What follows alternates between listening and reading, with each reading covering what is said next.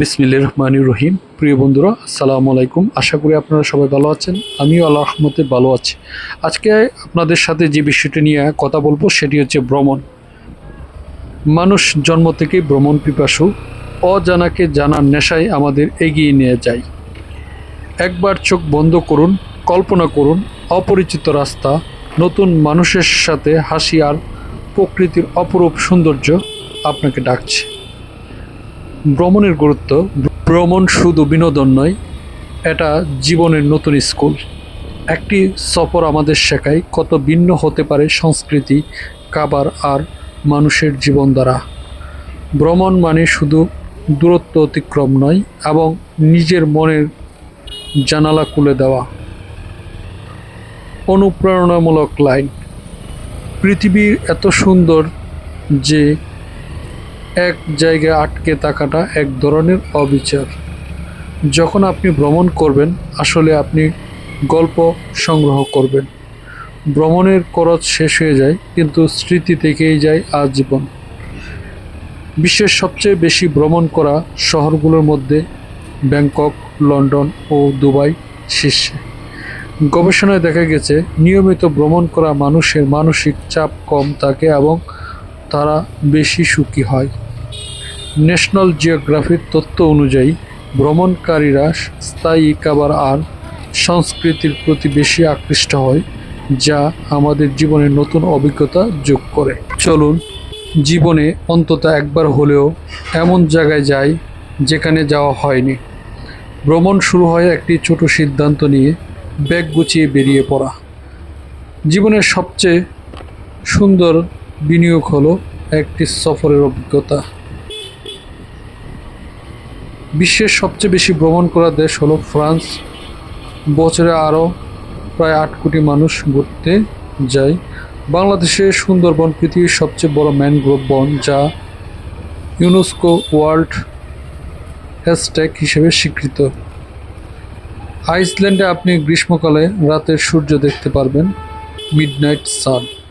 জাপানে শিনকানসেন নামের bullet train ঘন্টায় প্রায় 320 কিলোমিটার বেগে ছুটে, তবুও এটাই নির্ভুল যে বছরে গড়েও 30 সেকেন্ডেরও কম বেশি দেরি হয়। ভ্রমণ মানসিক চাপ কমায় এবং মন ভালো রাখে। নতুন পরিবেশে গেলে মানুষের সৃজনশীলতা ও দৃষ্টিভঙ্গি বাড়ে। গবেষণায় প্রমাণিত, যারা নিয়মিত ভ্রমণ করেন তারা শারীরিকভাবে বেশি সক্রিয় ও সুখী থাকে।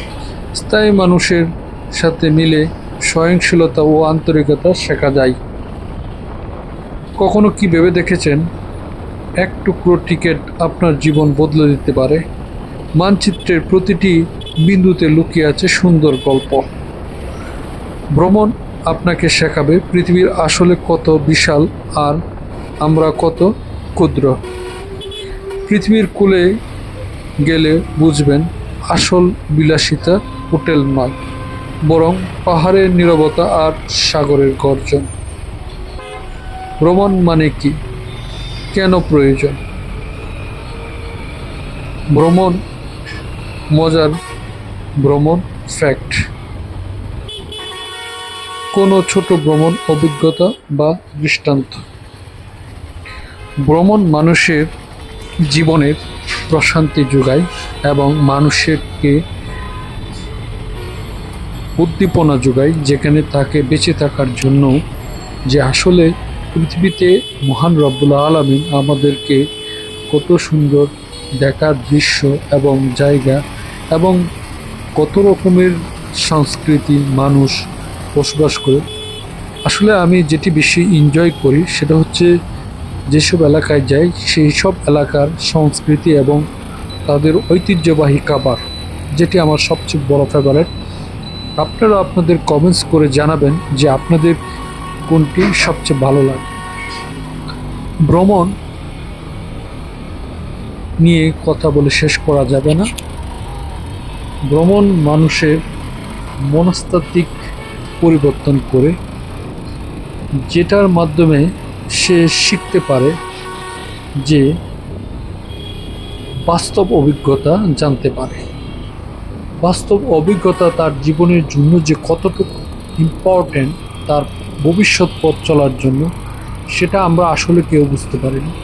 যখন আমরা শিখি, ভ্রমণ করতে গেলে শিখি, শিখার একটি তত্ত্ব রয়েছে, বা যেটাই আমরা বাংলায় বলি যে টেকছিলাম যে জায়গায়, শিখছিলাম সেই জায়গায়।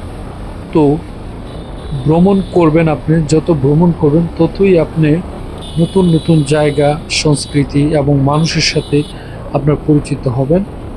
তখন আপনি জানতে পারবেন সেই সব এলাকার পরিবেশ, নান্দনিক পরিবেশ, এবং সেখান থেকে আপনারা অনেক কিছু অজানা তথ্য জানতে পারবেন, যেটা আপনি বই পুস্তকে পাবেন না, যেটি আপনি একমাত্র ভ্রমণ করলেই জানতে পারবেন।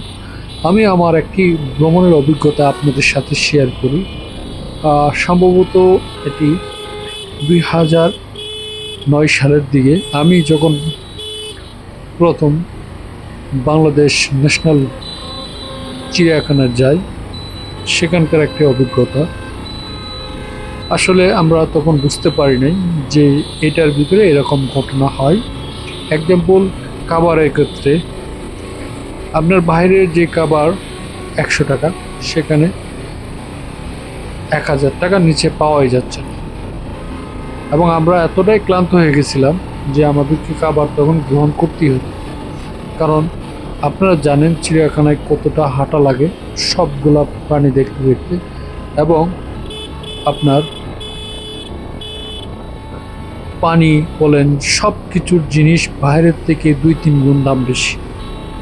আমরা হয়তোবা সেখানে আমাদের আহার করেছি, কিন্তু আমরা সেখান থেকে কি শিখতে পেলাম, কি জানতে পেলাম, প্রত্যেকটা জিনিস আসলে আমি এরপর অনেকবার গেছি, আমি আমার সাথে খাবার নিয়ে গেছি, সব কিছু নিয়ে গেছি। তাই আমরা আসলে যেখানে যাব, যে ভ্রমণ না করার আগ পর্যন্ত ওই পরিবেশ, ওই সংস্কৃতি, ওইখানকার নিয়ম আমরা আসলে কেউ জানতে পারবো না। তাই ভ্রমণ সম্পর্কে বলে আপনাদেরকে শেষ করা যাবে না। ভ্রমণ গেলে আপনারা আপনাদের বাস্তব অভিজ্ঞতা সম্পর্কে জানতে পারবেন, এটাই আমার মূল কথা। আশা করি আপনারা সবাই ভালো আছেন। আমি জানি আপনারা ভ্রমণে যান এবং অনেক কিছু শিখেছেন। ভ্রমণ জীবনের চলার গতিপথ চেঞ্জ করে দেয়। আমি জানি না আপনারা লক্ষ্য করেছেন কিনা, আমার জীবনে দেখা অনেক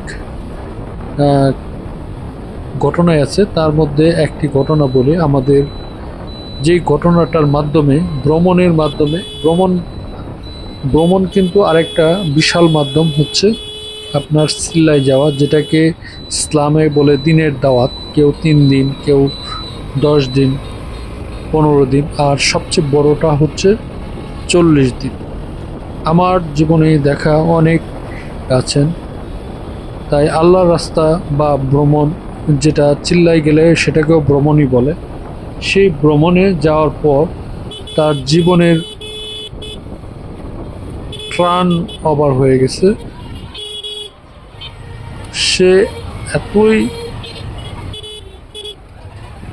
তার জীবনটা পাল্টে গেছে, যেটা বলা বাহুল্য। তার জীবনের মোড়ই ঘুরে গেছে।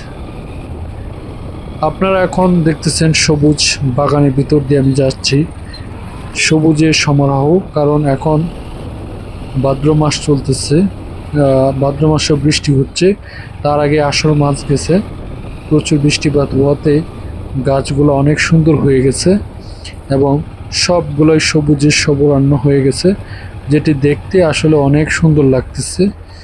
মানে সবুজের ভিতর দিয়ে আমরা যাচ্ছি।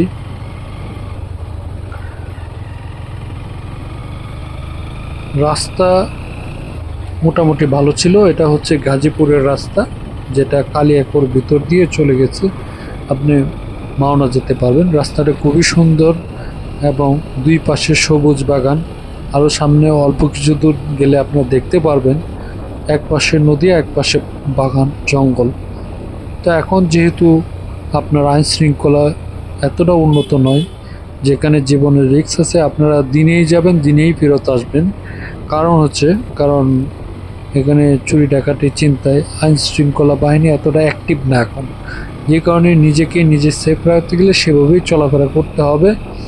এবং যেখানেই যাবেন চোখ কান খোলা রাখে চলাফেরা করবেন, তাহলে আপনারা কোনো জায়গায় আটকাবেন না বা কোনো বিব্রতকর পরিবেশে পড়বেন না, যেটা আসলে ভ্রমণের সবচেয়ে বড় চ্যালেঞ্জ, বিব্রতকর পরিবেশে পড়া। সেটাকে আপনাকে অ্যাভয়েড করতে গেলে আপনাকে চোখ কান খোলা রেখেই চলতে হবে। সেজন্য আপনি ডে ট্যুরে যাওয়ার চেষ্টা করবেন। যখন আল্লাহর রহমতে ভবিষ্যতে আমাদের দেশের আইনশৃঙ্খলা বাহিনী উন্নতি হবে, নিরাপদ থাকবে, মানুষ সবাই তাদের মৌলিক অধিকার পাবে, তখন আশা করি এইসব ঘটনা ঘটবে না, অনাকাঙ্ক্ষিত ঘটনা। আমাকে এই পর্যন্তই শেষ করতে হবে, আমিও শেষের দিকে চলে আসছি। আপনারা সবাই ভালো থাকবেন। আসসালামু আলাইকুম।